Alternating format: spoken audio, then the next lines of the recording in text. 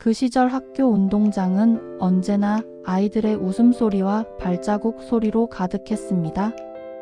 봄이 되면 운동장 모래바람 속에서 흰 운동화가 흙먼지를 일으키며 달리기 경주를 했지요. 아이들은 땀으로 얼굴이 벌겋게 달아올라도 결승선을 향해 끝까지 달리던 그 순간의 열정이 있었습니다. 가을이 오면 소풍을 기다리는 설렘이 얼마나 컸던지 전날 밤에는 이불 속에서 뒤척이며 잠을 이루지 못하곤 했습니다. 내일 도시락에 뭘 싸주실까? 친구들과 무슨 놀이를 할까?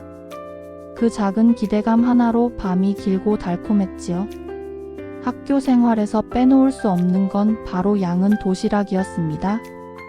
은색 도시락 뚜껑을 열면 김치 한 조각, 멸치볶음, 그리고 어머니가 정성껏 구워주신 계란 프라이 하나. 밥 위에 올려진 반찬은 단출했지만 그 안에는 부모님의 사랑과 정성이 가득 담겨 있었습니다. 점심시간이 되면 아이들은 335 모여 앉아 너는 뭐 가져왔니?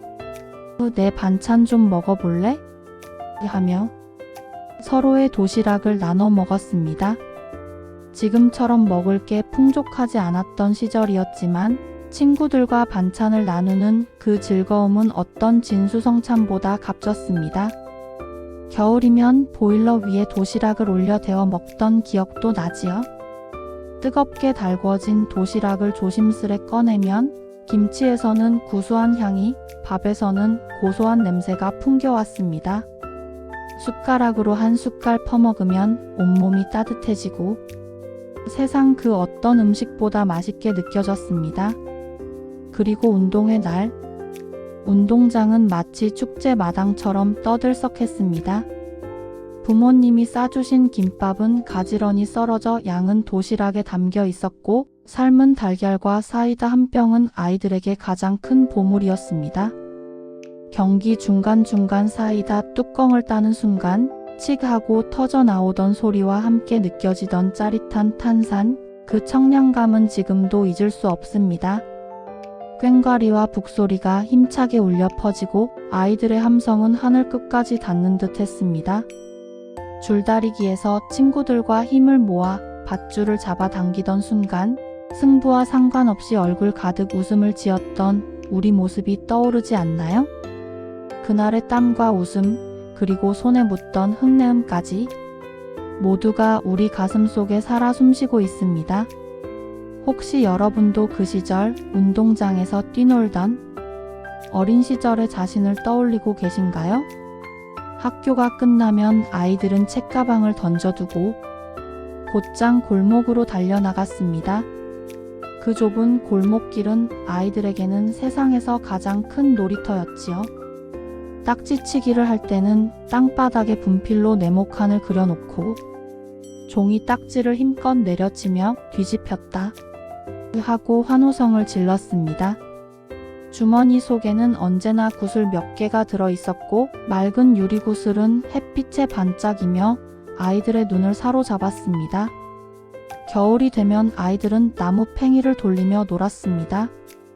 팽이가 멈추지 않고 계속 돌도록 채찍으로 힘껏 내려치면 탁, 탁 하는 소리와 함께 팽이는 빙빙 돌며 신기한 묘기를 부렸습니다. 여자아이들은 고무줄을 길게 이어 골목 양쪽에 걸고 하나, 둘, 셋 하며 리듬을 맞추어 뛰어넘었지요. 골목길은 늘 아이들의 웃음소리와 발소리로 가득했습니다. 비 오는 날이면 처마 밑에 모여 빗방울 떨어지는 소리를 새기도 하고 비가 조금 잦아들면 우산 대신 나뭇잎 하나를 머리에 이고 빗속을 뛰어다니던 장난꾸러기들이었습니다.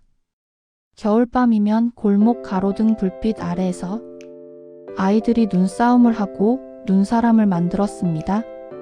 손이 꽁꽁 얼어도 한 판 더 하자고 외치며 웃음을 터뜨리던 그 모습 혹시 기억나시나요? 저녁이 가까워지면 골목마다 연탄불 냄새가 은은히 퍼졌습니다. 집집마다 굴뚝에서는 하얀 연기가 피어오르고 어머니들이 부엌에서 부르는 소리가 들려왔습니다. 얘들아 밥 먹어라 하는 목소리에 아이는 못 이기는 척 장난감을 챙기며 집으로 발걸음을 옮겼습니다. 그때의 골목은 단순한 길이 아니었습니다. 아이들의 웃음과 우정, 그리고 이웃들의 따뜻한 정이 함께 숨쉬던 하나의 작은 세상이었습니다. 여러분 혹시 지금도 기억하시나요? 노을빛에 물든 골목길 끝에서 친구와 손을 잡고 뛰어가던 그때의 우리 모습을? 19만 6,070년대 청춘들의 발걸음이 가장 자주 향했던 곳은 바로 다방이었습니다. 당시 다방은 단순히 커피를 마시는 곳이 아니라 사람들과 마음을 나누고 꿈을 이야기하던 청춘들의 안식처이자 문화의 중심지였지요. 문을 열고 들어서면 스피커에서 흘러나오는 잔잔한 음악 소리가 귀를 간지렸습니다. 공기 중에는 달콤 쌉싸름한 커피 향이 가득했고 탁자 위에는 커다란 유리잔에 담긴 다방 커피가 놓였습니다. 윗부분은 달콤한 설탕과 프리마가 섞여 부드럽게 감싸주고 아래쪽에는 진한 원두가 남아있어 마지막 한 모금까지 쓴맛과 단맛이 함께 어우러졌습니다. 자리에 앉으면 곧 다방 아가씨가 무슨 걸로 드릴까요? 하고 묻곤 했습니다. 청춘들은 서로의 얼굴을 바라보며 수줍게 웃었고 커피잔 위로 피어오르는 하얀 김 속에서 마음속 이야기를 꺼내 놓았습니다. 라디오 DJ에게 사연을 보내던 풍경도 빼놓을 수 없습니다. 지금 옆자리에 앉은 그녀에게 제 마음을 전하고 싶습니다. 김추자애님은 먼 곳에를 들려주세요. 사연이 방송을 타고 다방 안에 그 노래가 흘러나올 때 심장은 터질 듯 뛰고 손끝은 떨렸습니다. 그 시절 가요는 단순한 음악이 아니었습니다. 하얀 나비, 동백 아가씨, 님은 먼 곳에 같은 노래는 사랑의 아픔과 희망, 청춘의 눈물과 설렘을 함께 담아냈습니다. 노래 가사 한 줄, 선율 하나가 청춘의 가슴을 울리고 위로해주던 시간이었습니다. 물론 청춘들의 삶이 항상 자유롭지만은 않았습니다. 거리에서는 장발 단속, 미니스커트 단속이 이어졌습니다. 학교 앞에서 자를 들고 머리카락 길이를 재던 경찰관의 모습 혹시 떠오르시나요? 길게 기른 머리를 잘릴까봐 모자 속에 숨기던 학생들, 무릎 위까지 오는 치마를 입었다가 제지를 당하던 여학생들. 그 모든 순간이 지금은 웃으며 떠올릴 수 있는 추억이지만 그 당시엔 청춘들의 가슴을 뜨겁게 만들던 일이었습니다. 그럼에도 불구하고 청춘들은 웃음을 잃지 않았습니다. 다방 한쪽 구석에서 책을 읽으며 미래를 꿈꾸고 친구와 어깨 동무를 하며 세상에 대한 희망을 이야기했습니다. 커피 한 잔 값으로 몇 시간을 머물 수 있었던 그 공간은 가난했지만 마음만은 부유했던 청춘들의 보금자리였습니다. 여러분 혹시 기억나시나요? 어두운 다방 불빛 아래에서 첫사랑과 마주 앉아 커피잔을 사이에 두고 말 한마디 못한 채 심장만 두근거리던 그 순간을, 그 설레던 기억은 아직도 우리 마음 깊은 곳에 살아있습니다. 1960년대와 70년대는 참으로 빠르게 변해가던 시절이었습니다.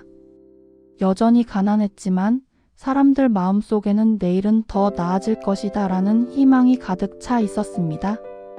거리에선 새마을 운동의 구호가 힘차게 울려 퍼졌습니다. 근면 자조 협동. 녹색 지붕과 슬레이트 지붕이 집집마다 들어서면서 오래된 초가집은 하나둘씩 사라져 갔습니다. 마을 어귀마다 새마을 노래가 흘러나왔고 아이들은 그 노래를 흥얼거리며 뛰어다니곤 했습니다. 텔레비전이 처음 보급되던 날을 기억하시나요? 온 동네 사람들이 TV가 있는 집으로 몰려가 작은 흑백 화면을 함께 바라보았습니다. 드라마 여로 전후가 시작되면 방 안 가득 사람들이 들어앉아 숨죽여 지켜봤습니다. 올림픽이나 대통령 연설이 나오면 아이부터 어른까지 모두가 눈을 크게 뜨고 화면을 바라봤습니다.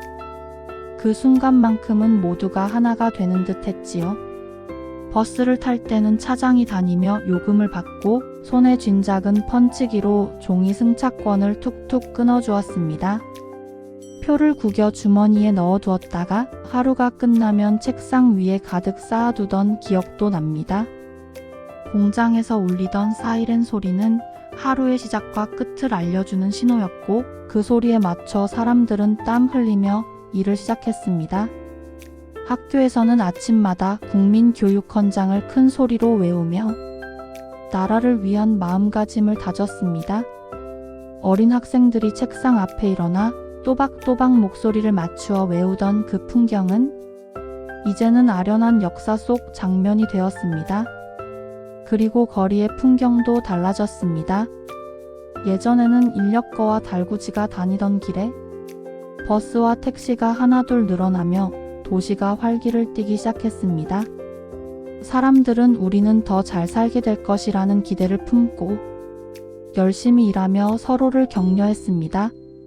비록 가진 건 많지 않았지만 서로가 서로를 도우며 살던 따뜻한 정이 있었습니다.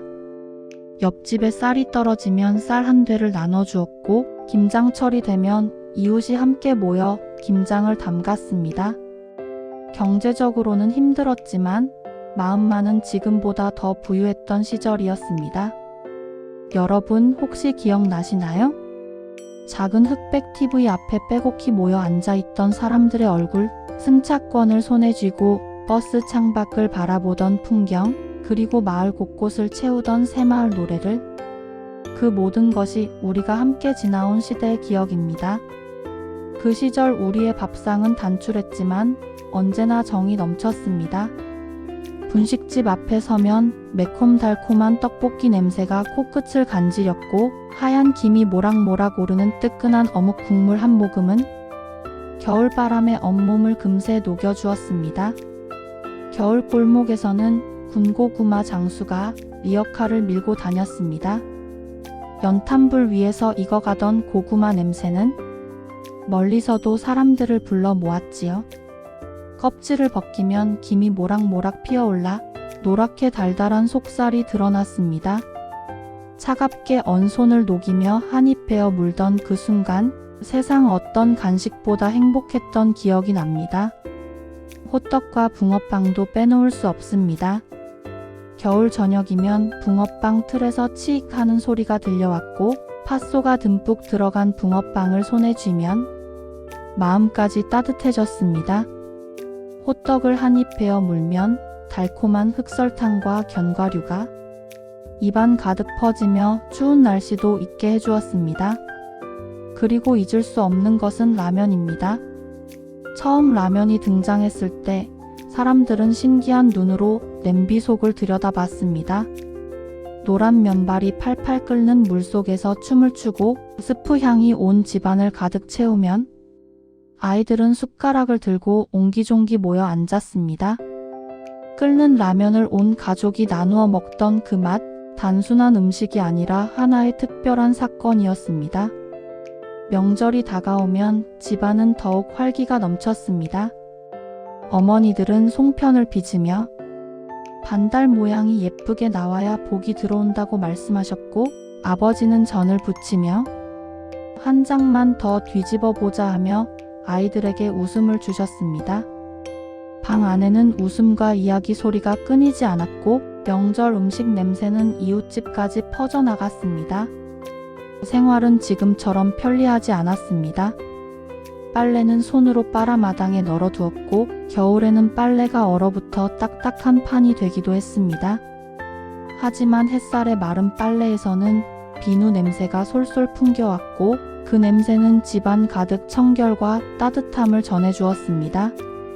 그 시절 우리의 삶은 물질적으로는 부족했지만 언제나 소박한 행복이 있었습니다.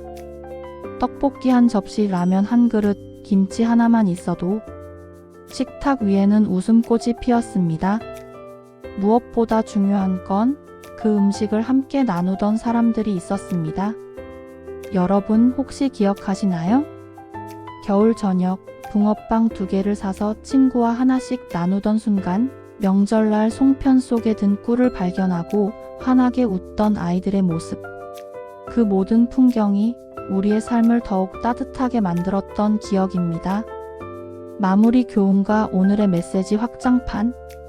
6070년대 우리는 가진 것이 많지 않았습니다. 텔레비전도 자동차도 지금처럼 편리한 것들은 드물었지만 우리의 마음은 그 어느 때보다 풍요로웠습니다. 물질은 부족했지만 사람과 사람 사이에는 따뜻한 정이 흘렀습니다. 이웃과 음식을 나누고 어려울 땐 서로 손을 잡아주던 시절이었지요. 그 시절의 추억은 오늘 우리에게 이렇게 속삭입니다. 행복은 멀리 있지 않다. 작은 것 하나에 감사하고 함께 웃고 나눌 때 행복은 더 커진다. 여러분 혹시 기억하시나요? 운동장에서 함께 뛰놀던 친구의 얼굴, 골목길에서 들려오던 웃음소리, 다방에서 흘러나오던 노래 한 곡에 가슴이 설레던 순간을? 그 모든 기억은 단순한 과거가 아니라 지금 우리 삶을 지탱해주는 보물 같은 힘입니다. 우리가 지나온 시간은 결코 헛되지 않았습니다. 그 시절의 눈물과 웃음, 땀방울과 희망은 오늘의 우리를 만들어준 소중한 밑거름이 되었습니다. 앞으로도 그때처럼 작은 것에도 웃음을 지을 수 있고 이웃과 따뜻한 인사를 나누며 서로 도우며 살아가는 삶이 되길 소망합니다. 그리고 우리 다음 세대가 이 이야기를 들을 때 그들도 우리 부모 세대, 우리 조부모 세대가 참 아름답게 살았구나 하고 가슴 깊이 느낄 수 있기를 바랍니다. 그 시절의 추억은 결코 사라지지 않습니다. 그것은 우리 안에 여전히 살아 숨쉬며 앞으로의 날들을 더욱 빛나게 해줄 것입니다.